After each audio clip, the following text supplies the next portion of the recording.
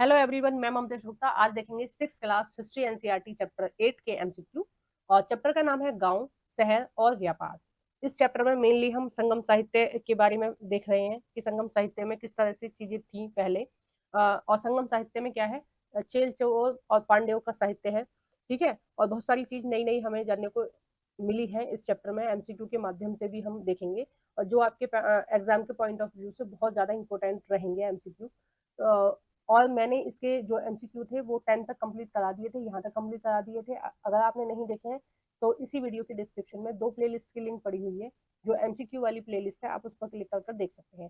अगर आपको थ्योरी देखनी है इस चैप्टर की तो आप थ्योरी वाली प्लेलिस्ट पर क्लिक कर देख सकते हैं। जैसे ही आप प्लेलिस्ट पर क्लिक करेंगे तो सबसे पहले आपके सामने 8th क्लास की सारी वीडियोस खुल कर आएंगी, फिर 7th क्लास की और लास्ट में 6th क्लास की आएंगी, क्योंकि इसी सीक्वेंस में मैंने आपको पढ़ाया है। ठीक है, और ये जो साइड में जितनी भी प्लेलिस्ट लगी हुई है ये सभी मैंने पढ़ाई है। 6 से 10 तक की एसएसटी एनसीईआरटी की लगभग मैंने बुक कंप्लीट करा दी है। अगर अभी तक आपने ये सभी प्लेलिस्ट नहीं देखी है तो प्लीज आप मेरा चैनल ओपन कर ठीक है, चैनल का नाम है एनसीईआरटी ममतेश गुप्ता। चैनल को ओपन कर प्लेलिस्ट वाले ऑप्शन पर क्लिक कर इन सभी वीडियोस को भी देख सकते हैं। आइए शुरू करते हैं क्वेश्चन नंबर 11 से। सातवाहन, ये देखो ये सातवाहन है। ठीक है, ये थोड़ा सा टाइपिंग मिस्टेक हो गई है, ला हा की जगह ला लिख गया है। तो सातवाहन शासक के संबंध में निम्नलिखित कथनों पर विचार करें। पहला है वे भारत के पश्चिमी भाग में शक्तिशाली थे। दूसरा है सबसे महत्वपूर्ण शासक गौतमी पुत्र शतकर्णी था। देखो ये पूरा एक ही नाम है, गौतमी पुत्र शतकर्णी। पहले कुछ राजवंश ऐसे थे प्राचीन भारत में जिसमें जब किसी भी राजा का नाम लिया जाता था तो उनकी माता का सरनेम लगाया जाता था, मतलब माता का नाम आगे रखा जाता था। जैसे आजकल जो नाम होते हैं, जितने भी नाम होते हैं किसी भी महिला या पुरुष के, तो उस पर पिता का सरनेम होता है। ठीक है, जो उनके पिता का सरनेम होगा वो यूज होगा। लेकिन प्राचीन भारत के बहुत सारे राजवंश ऐसे थे जो अपनी माता का सरनेम या अपनी माता का नाम प्रयोग करते थे अपने नाम के आगे। ठीक है, जैसे कि इसमें लिखा है गौतमी पुत्र सतकर्णी, यानी कि गौतमी का पुत्र है, पुत्र का नाम क्या था, सतकर्णी। तो ये एक बहुत महान प्रतापी राजा थे जो सातवाहन राजवंश के थे। ठीक है, नेक्स्ट है गौतमी पुत्र सतकर्णी को दक्षिणापथ का स्वामी के रूप में भी जाना जाता था।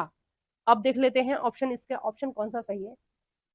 विकल्प है ए केवल पहला और दूसरा दोनों सही है, बी है केवल दूसरा और तीसरा दोनों सही है, सी है केवल पहला और तीसरा सही है, डी है उपयुक्त सभी। तो सातवाहनों के संबंध में ये सभी कथन सही है। और ये गौतम पुत्र जो सतकर्णी था ये सबसे ज्यादा प्रतापी राजा था, किसका, सातवाहन राजवंश का।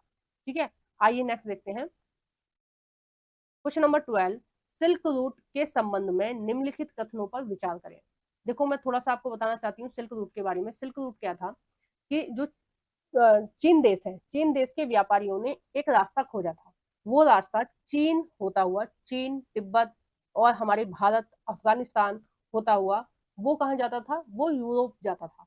ठीक है, यानी कि चाइना के व्यापारी क्या करते थे, अपना सामान यूरोप में बेचते थे। मेनली उस सबसे पहले जो व्यापार स्टार्ट हुआ था वो सिल्क का हुआ था। ठीक है, यानी कि कपड़ों का व्यापार होता था, इसलिए उस रास्ते का नाम ही सिल्क रूट पड़ गया। ठीक है, और ये जो सिल्क रूट है ये अपने भारत से भी निकल के जाता था। ठीक है, और आज भी है ये जो रास्ता है ये आज भी है।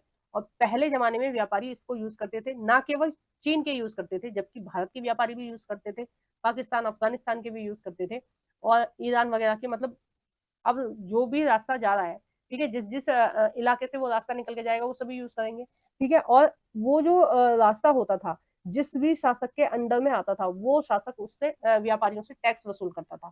ठीक है, जैसे भारत से रास्ता निकल के जा रहा है तो वो रास्ता भारत में जिस शासक के अंडर में है वो हर शासक उसका रेंट लेता था, यानी कि चुंगी का, एक तरह से चुंगी कर लेता था। ठीक है, आइए देखते हैं कि सिल्क रूट के बारे में क्या है। अब आपको समझ आ गया होगा कि सिल्क रूट या रेशम मार्ग भी बोलते हैं इसको, हिंदी में रेशम बोलते हैं। तो रेशम मार्ग या सिल्क रूट उसका नाम क्यों पड़ा है, क्योंकि चाइना के व्यापारी व्यापार करने के लिए उस रास्ते का प्रयोग करते थे। और वो रास्ता कहाँ कहाँ से निकला है वो मैंने आपको बता दिया है। पहला है रेशम मार्ग को नियंत्रण करने वाले शासकों में कुषाण सबसे प्रसिद्ध शासक थे।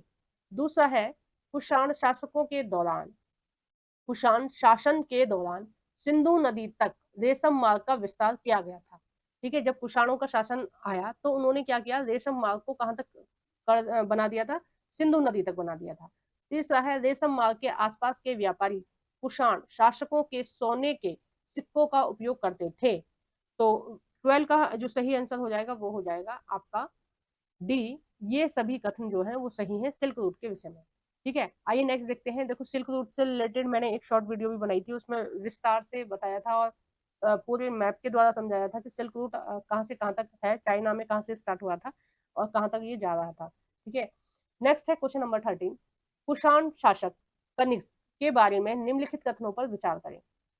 कनिष्क का जो शासन था हमारे यहाँ पर भी था। ठीक है, मथुरा में कनिष्क का शासन रहा काफी दिन। और ये जो कनिष्क था या कुषाण जो शासक थे ये कहाँ के थे, ये चाइना के थे। और धर्म कौन सा था इनका, बौद्ध धर्म था। तो देखते हैं पहला ऑप्शन क्या है। इन्होंने एक बौद्ध परिषद का आयोजन किया था। दूसरा है अश्वघोष उनके दरबार में रहता था। तो इसके जो दोनों कथन हैं ये दोनों ही सही है कि इन्होंने एक बौद्ध समिति का भी आयोजन कराया था। ठीक है, बौद्ध परिषद का भी आयोजन कराया था। और ये कौन सी बौद्ध समिति थी जो कनिष्क ने कराई थी वो आप मुझे कमेंट बॉक्स में बताएंगे। ठीक है, अगर आपको नहीं पता चलेगा तो भी आप कमेंट कर दीजिए, मैं आपको बता दूंगी कनिष्क के समय में कौन सी बौद्ध समिति हुई थी। तो इसका जो सही आंसर हो जाएगा वो हो जाएगा सी, पहला और दूसरा दोनों सही है। नेक्स्ट देखते हैं क्वेश्चन नंबर 14। गौतमी पुत्र श्री सतकर्णी किस राजवंश के थे। ए है सातवाहन, बी है पल्लव, सी है पांडे, डी है चोल। तो इसका जो सही आंसर है वो आप सभी को पता है। आप सभी लोग कमेंट बॉक्स में बताएंगे कि 14 का सही आंसर क्या है।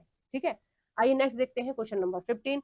निम्नलिखित में से कौन युग्म सही है। ये थोड़ी सी टाइपिंग मिस्टेक है, इसमें आएगा निम्नलिखित में से कौन सा युग्म सही नहीं है। ठीक है, क्या आएगा, सही सही नहीं है। नहीं है, देखो मेरी राइटिंग थोड़ी ऐसी है, माउस से ठीक से मुझसे लिखा नहीं जाता है, तो आप राइटिंग मेरी समझ लिया करो। ये क्या है, नहीं, नहीं है। ए है एराफोरा। एराफोरा का संबंध किससे है, लाल तरल पदार्थ रखने वाला पात्र। ठीक है।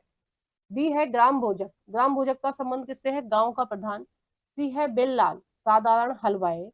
डी है भूमिहीन मजदूर का संबंध किससे है, अधिमई। तो इसका जो सही नहीं है वो हो जाएगा सी, बेललाल। बेललाल का क्या मतलब था, बेललाल थे बड़े भूस्वामी। ठीक है, बाकी सभी सही है, जबकि ये वाला जो सी वाला है वो गलत है। और मैं इसका थोड़ा सा बता देती हूँ। बेललाल जो थे वो बड़े भूस्वामी थे, उनवार जो थे वो साधारण हलवाई थे, यानी कि जो साधारण कृषि करने वाले थे, जो हल चलाते थे वो थे उनवार। कैंडी सियार या अधिमई थे भूमिहीन मजदूर। भूमिहीन मजदूर का मतलब है उनके पास कोई भी जमीन नहीं थी, वो ऐसे ही मजदूरी कर अपना पेट पालते थे। आइए नेक्स्ट देखते हैं क्वेश्चन नंबर 16। निम्नलिखित में से कौन सा एक तमिल देश के संगम युग का राजवंश नहीं था। यानी कि संगम साहित्य में जिन 3 राजवंशों का के बारे में जिक्र किया गया है, इन चारों में से वो कौन सा है जिसका संगम युग में जिक्र नहीं है, या फिर संगम साहित्य से जिसका संबंध नहीं है, वो इनमें से कौन सा है। ए है चेर, बी है चोल, सी है पल्लव, डी है पांडे।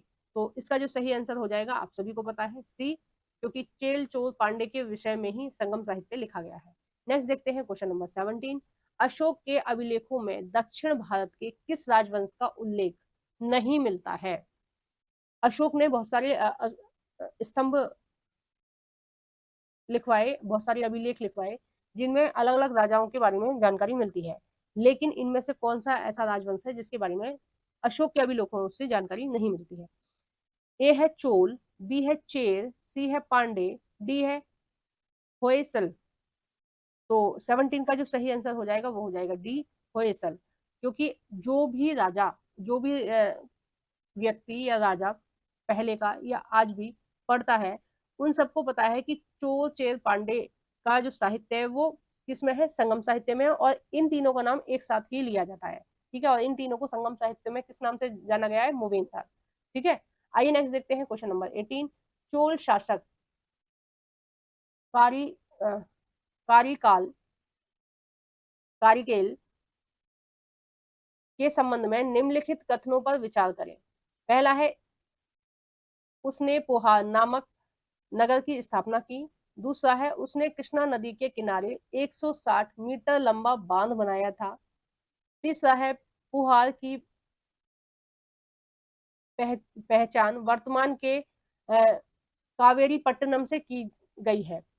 तो इसका जो सही आंसर है, देखो ये पहचान है, पहचान लिखा है, लेकिन ये क्या है, टाइपिंग मिस्टेक हो गई है, पहचाना है, शब्द क्या है, पहचान। तो इसका जो सही आंसर हो जाएगा वो हो जाएगा बी, कि केवल पहला और तीसरा सही है जबकि दूसरा गलत है। ठीक है, आइए नेक्स्ट देखते हैं क्वेश्चन नंबर 19। संगम साहित्य में तोल कापियम, तोलकाप्पियम एक ग्रंथ है, तोलकाप्पियम एक ग्रंथ है जो किसके विषय में बताता है? ए है तमिल कविताओं का, बी है तमिल व्याकरण का, सी है तमिल वास्तुशास्त्र का, डी है तमिल राजशास्त्र का। तो 19 का जो सही आंसर हो जाएगा वो हो जाएगा बी, कि तोलकाप्पियम जो ग्रंथ है वो बताता है तमिल व्याकरण का साहित्य। ठीक है, किस तरह से तमिल में व्याकरण का विकास हुआ, किस तरह से उनको व्याकरण पढ़ाई जाती थी। एक तरह से आप जान सकते हैं कि ये एक व्याकरण की पुस्तक है जिसका नाम क्या है, तोलकाप्पियम।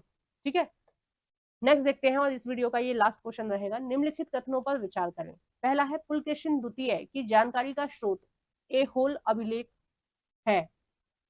दूसरा है रवि कीर्ति का राज दरबारी कवि था, रवि कीर्ति उसका राज दरबारी कवि था। तीसरा है उसने कदम्बों की राजधानी बनवासी को अपने अधीन कर लिया था।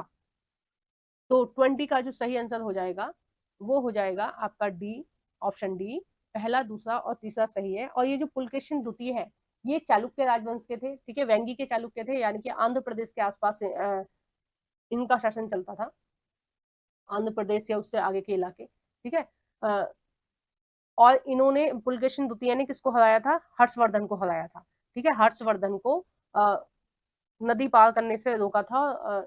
इस युद्ध में हार हुई थी हर्षवर्धन की, और हर्षवर्धन का जो राजवंश था वो पूरी तरह से खत्म हो गया था। ठीक है, आपको वीडियो कैसी लगी है प्लीज आप कमेंट बॉक्स में बताइएगा। वीडियो को जरूर से लाइक कर देना। जो भी फ्रेंड आपके एनसीईआरटी पढ़ना चाहते हैं उन सभी फ्रेंडों के साथ मेरी इस वीडियो को शेयर कर देना। लाइक करना बिल्कुल नहीं भूलना है, और कमेंट जरूर करना है, कमेंट बॉक्स में बताना है वीडियो कैसी लगी है। ठीक है, और अभी तक आपने चैनल को सब्सक्राइब नहीं किया तो प्लीज चैनल को सब्सक्राइब भी कर देना। Thank you for watching everyone.